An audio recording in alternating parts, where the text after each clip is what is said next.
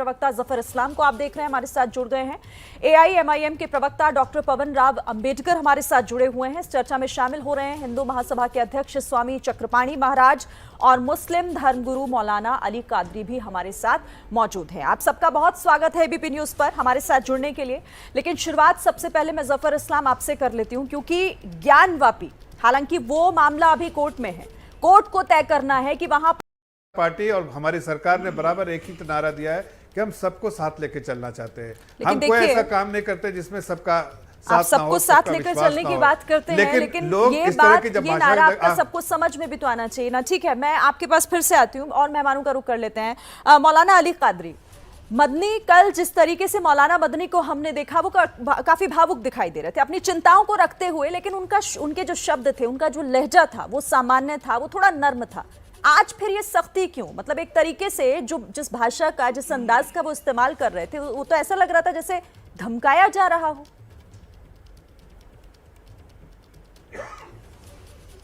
देखिए मैडम, सबसे पहली बात तो यह है कि ज्ञानव्यापी का जो मसला है वो अंडर द ट्रायल है, कोर्ट में है।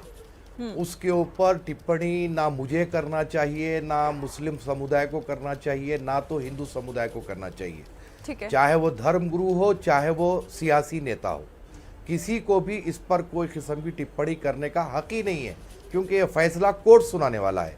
और ये बात हर दो पक्ष में हो रही है, कोई एक पक्ष में ये बात नहीं हो रही है।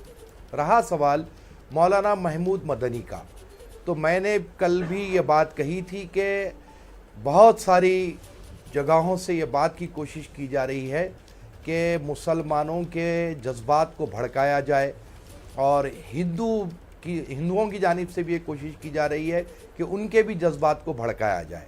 देखिए, ये वक्त भड़कने का और जोश में, जज्बे में कोई काम करने का नहीं है। ये वक्त बहुत ही संजीदगी से हमको गौर व फिक्र करते हुए काम करने का है। हमारे जो बीजेपी के प्रवक्ता यहाँ बैठे हुए हैं, मैं उनसे गुजारिश ये करूँगा कि आप अपनी पार्टी का पहले स्टैंड ये क्लियर कर दें कि ये ज्ञानव्यापी के मसले में बीजेपी का कोई इन्वॉल्वमेंट नहीं है। वहाँ पर कुछ श्रद्धालु गए और याचिका डाली जो महिलाओं ने डाली है। ये जो मिसअंडरस्टैंडिंग्स मुसलसिल जो पैदा करने की कोशिश की जा रही है, बीजेपी को चाहिए कि ये मामले को फौरी तौर पर क्लियर करें। दूसरी बात, कॉमन सिविल कोड की जो है मैडम, जिस तरीके से ट्रिपल तलाक का कानून बनाया गया था बिना किसी विचार विमर्श के, यहाँ पर अब ऐसा काम नहीं होना चाहिए। कॉमन सिविल कोड को अगर इंडियन गवर्नमेंट लागू करना चाहती है तो फिर चाहिए कि हर समुदाय के लोगों को बुलाएं, बात करें, उनसे भी कुछ मशवरा करें, तो बराबर रास्ता निकलेगा। देखिए, हर धर्म में कुछ भड़काऊ होते हैं, कुछ संजीदा फिक्र के लोग रहते हैं। तो आप भड़काऊ लोगों को लेकर के सारे समुदाय को बोलना या उनसे किसी किस्म वही तो मैं कह रही थी कि वही मैं कह रही हूँ कि मौलाना मदनी, देखिए मौलाना मदनी एक समाज का प्रतिनिधित्व करते हैं जिससे आप भी आते हैं। तो अगर वो इस तरह के अंदाज में, इस तरह के लहजे का इस्तेमाल करेंगे तो आप सोचिए क्या मैसेज जाएगा उसमें। बिल्कुल वही बात आप कह रहे हैं और वही बात मौलाना मदनी ने भी आज कर दी। मैं आपसे कह रहा हूं ना, नहीं, मैं वही तो कह रहा हूं कि खाली मौलाना मदनी की बात ही नहीं है, हमारे हिंदू धर्म गुरु भी ऐसे बहुत काम कर रहे हैं। हर दो तरफ रोक लगाने की जरूरत है। लेकिन आपसे सवाल मेरा इसलिए क्योंकि आप मुस्लिम धर्मगुरु के तौर पर बैठे हुए हैं। हिंदू धर्मगुरु के लिए स्वामी चक्रपाणी है, मैं उनके पास जाऊंगी। चले, मैं आपके पास लौटती हूँ। स्वामी चक्रपाणी, ये दोनों तरफ से रुकना चाहिए, वरना जिस तरह के हालात हैं ऐसे में दोनों समाजों को भड़काने का काम नहीं हो रहा है ऐसे। देखिए, मैं आपको बताना चाहता हूं कि जिस प्रकार से मौलाना मदनी ने कल आंसू बहाए, करने वाले कौन है? पुरानी सरकार है। आज ये सरकार तो छत भी दे रही है, घर भी दे रही है, राशन भी दे रही है, आपको गैस भी दे रही है, सब कुछ दे रही है। अब बात रही, जब आप कहते हैं विश्वास की बात, तो विश्वास दो तरह से आते हैं, एक हाथ से ताली नहीं बजती है। अगर वैसी साहब भड़काते हैं तो आप जाके, आप सिर्फ एक ही आपका काम होता है कि कहीं ना कहीं मुस्लिम समाज का कि बीजेपी को हराना है। भाई क्यों हराना है? डेमोक्रेसी में क्या यही करना है? क्या हमें सिर्फ हराने के लिए वोट देना है? आप अपने वोट का सही इस्तेमाल कीजिए। आप बीजेपी, आपको लगता है, आपको, मुझे बीजेपी अच्छा लगता है, आपको बीजेपी अच्छा लगता है, किसी को कांग्रेस अच्छा, आप एक डेमोक्रेटिक प्रोसेस का फॉलो कीजिए। लेकिन आप जो फॉलो करते हैं किसी एक तंजीम को हराना है वो गलत है। और जल्दी से जवाब ले लेती हूं। पूरे तौर से ओवैसी साहब जैसे मौलाना लोग अली कादरी हैं जो पूरे समाज को भड़काने की कोशिश करते दिमाग हैं। में जहन में बैठा लिया गया है कि सिर्फ एक बात रखकर ही जाना है मुस्लिम समाज को आगे कि बीजेपी को हराना है, क्योंकि जिन योजनाओं की बात यहां पर जफर इस्लाम कर रहे हैं वो तो सबके लिए और सब इसका फायदा उठाते हैं। देखिए मैडम, मैं आपसे फिर एक बार हमारे जफर भाई से ये बात कहना चाहूँगा कि बीजेपी का जो भी बैकग्राउंड रहा, जैसे भी 1992 के जो मामलात रहे सब रहे, वो एक दौर गुजर चुका, मैं उस पर बात नहीं करना चाहता। लेकिन अब जो मौजूदा जो 2014 से जो शुरुआत में भी जो चीज़ें हुई, जो लिंचिंग्स वगैरह हुए, मैं उस पर भी कोई रोशनी नहीं डालना चाह रहा हूँ। लेकिन अब जब बात हो रही है और आपको उसमें कुछ डेवलपमेंट दिखा है, कुछ मुस्लिम तबका आपके करीब आया है, यूपी जैसे प्रदेश में आपको वोट मिला है, तो हायर लेवल हो या लोअर लेवल हो, जितनी लीडरशिप है, इन सबको चाहिए कि एक विकास की तरफ काम करे और विश्वास हासिल करने की तरफ काम करे। देखिए साहब, आप लोग ओवैसी साहब पर जो है हर बात का ठीकरा फोड़ देते हैं। अरे साहब, वो एक राजनेता है, वो अपनी बात अपनी पार्टी के मंच से रखते हैं। वो खुद अपने मुंह से ऐसी बातें निकालते हैं कि संशय होता है फिर वो कि आखिर उनका मकसद क्या है। वो तोड़ने की बात कर रहे हैं। सुनिए मैडम, सुनिए, ओवैसी साहब एक राजनेता है, वो अपना भाषण देते हैं। और जहां तक के बाद